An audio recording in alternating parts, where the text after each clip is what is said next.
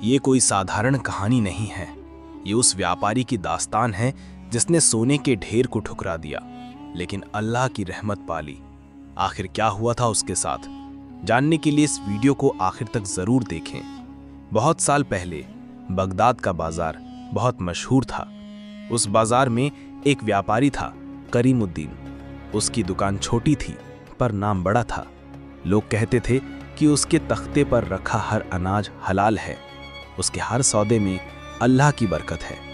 करीमुद्दीन अपनी छोटी बेटी आयशा के साथ दुकान संभालता था।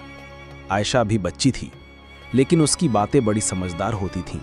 वो अक्सर कहती, अब्बा जान, आपने मुझे सिखाया है कि झूठ से कभी भलाई नहीं होती। करीमुद्दीन उसकी बातें सुनकर मुस्कुराता और कहता, बेटी, यही हमारी सबसे बड़ी दौलत है।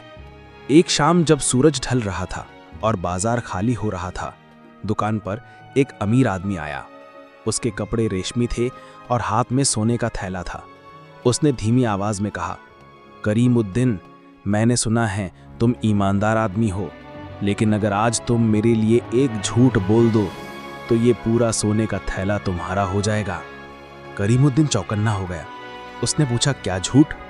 वो आदमी बोला, मुझे आधा अनाज दो, लेकिन पूरे का हिसाब लिखना, किसी को पता भी नहीं चलेगा। सोने का थैला चमक रहा था। करीमुद्दीन ने जब उसे छुआ तो दिल में एक ख्याल आया कि अगर ये सोना मिल जाए तो मेरी बेटी को सारी खुशियां मिल जाएंगी, हमारे घर की तंगी खत्म हो जाएगी। लेकिन तभी एक आवाज आई, अब्बा जान। आयशा दौड़ कर आई। उसने अपने मासूम हाथों से करीमुद्दीन का हाथ पकड़ लिया और कहा, अब्बा, क्या आप भूल गए, हराम की कमाई से बना घर भी राख हो जाता है। अगर अल्लाह नाराज हो गया तो ये सोना हमें कब्र तक भी काम नहीं आएगा। उसकी आंखों में आंसू थे। करीमुद्दीन कांप गया। उसने सोने का थैला उठाया और जमीन पर पटक दिया। सोने के सिक्के बाजार की मिट्टी में बिखर गए। करीमुद्दीन ने जोर से कहा, ऐ आदमी, मैं अपना नाम, अपनी बेटी का ईमान और अपने रब की खुशी कभी भी सोने के थैले के लिए नहीं बेचूंगा। चाहे मैं भूखा रह जाऊं, लेकिन हराम की दौलत कभी नहीं लूंगा। बाजार में खामोशी छा गई। लोग रुककर उसे देखने लगे।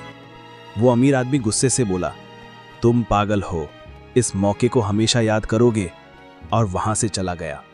अगले ही दिन शहर में खबर फैल गई, करीमुद्दीन ने सोने के थैले को ठुकरा दिया, लेकिन अल्लाह के डर से झूठ नहीं बोला। लोग दूर दूर से उसकी दुकान पर आने लगे। हर कोई कहता कि अगर सच्चा सौदा चाहिए तो करीमुद्दीन के पास जाओ। धीरे धीरे उसकी छोटी दुकान इतनी मशहूर हो गई कि पूरे बाजार में सबसे ज्यादा भीड़ वहीं लगती। एक रात आयशा ने अपने अब्बा से कहा, अब्बा जान, अगर आप चाहें तो वो सोना भी ले सकते थे, लेकिन आज मैं देख रही हूं अल्लाह ने हमारी रोजी में बरकत डाल दी है। अब हमें किसी चीज की कमी नहीं।